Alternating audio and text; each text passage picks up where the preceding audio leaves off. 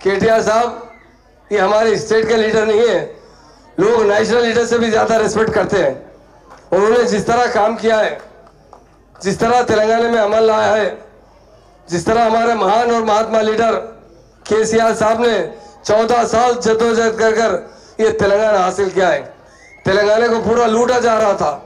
तेलंगाना को डेवलप करने वाले कोई लीडर है, तेलंगाना को इंडिया में नंबर 1 स्टेट की तरह बनाने वाले लीडर है, और सबसे अहम गंगा जमुना तहजीब लाने वाले कोई लीडर है तो केसीआर साहब है। 1948 से लेकर 2014 से पहले तक सारे तेलंगाना में फिसादात हुआ करते थे। अभी सोहेल साहब ने जिक्र किया, कांग्रेस इख्तियार पे आने के बाद क्या करती है, मुसलमानों को फिसादात में उलझा देती है, मुसलमानों को बर्बाद करती है। कांग्रेस 1-2 साल नहीं, करीब 50 साल हुकूमत की है यहाँ पर।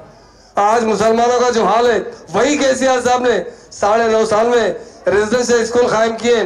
कांग्रेस ने 50 साल में 10 रेजिडेंशियल स्कूल कायम नहीं कर सके, मगर केसीआर साहब ने सिर्फ 2 साल के अंदर 204 रेजिडेंशियल स्कूल कायम किए, 1,40,000 लड़के और लड़कियों को तालीम दिए। आप जानते हैं हमारे बड़े लोग क्या कहते हैं, इंसान को अगर संवारना है, तरक्की दिलाना है, दिल से उसकी तरक्की देखना है तो उसको सबसे पहले तालीम दो।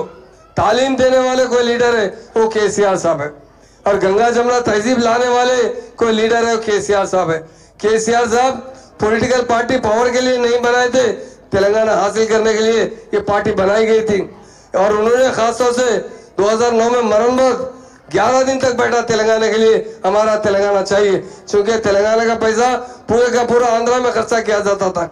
यहाँ के लोगों को मुलाजिमें तो नहीं मिलते थे, यहाँ के लोगों के माशी हालात सही नहीं होते थे, हमारी स्टेट डेवलप नहीं होती थी।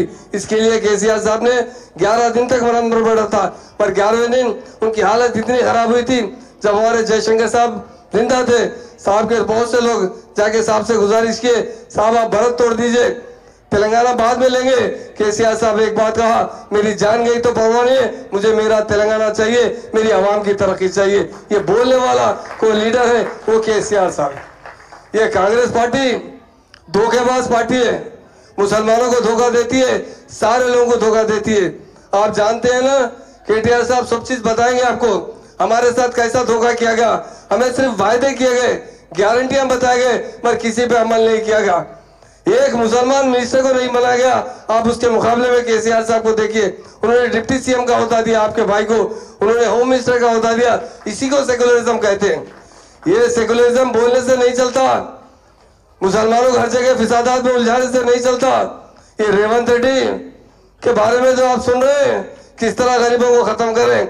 अरे केसीआर साहब डबल बेडरूम बनाए थे, ऐसी क्या जल्दी है मूसी बनाने की, सिर्फ कमीशन के लिए मूसी का काम शुरू करने की बात की जा रही है। गरीबों को बेघर किया जा रहा है। एक जमाना पहले इंदिरा गांधी ने एक नारा दिया था, रोटी कपड़ा और मकान, और सबसे पहले मकानों से बेघर करने वाले रेवंत रेड्डी है।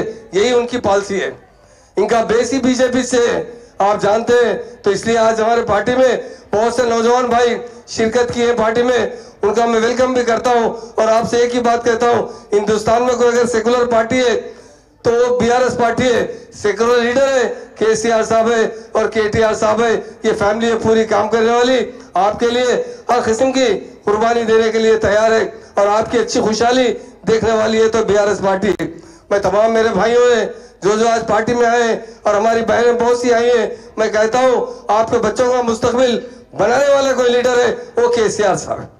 आपके फ्यूचर, आपके बच्चों के बारे में अच्छी तालीम देने वाले, आपको अमन देने वाले और आपको तरक्की देने वाले कोई लीडर है तो केसीआर साहब। इसलिए मेरे भाइयों बहनों, बहुत सी बात तो केटीआर साहब को बोलना है, आप सुनेंगे। मैं मीडिया के भाइयों से भी कहता हूँ, ये वायदे करके, झूठे वायदे कर गारंटी देकर पावर में आने वाली पार्टी कभी भी टीआरएस नहीं सोची।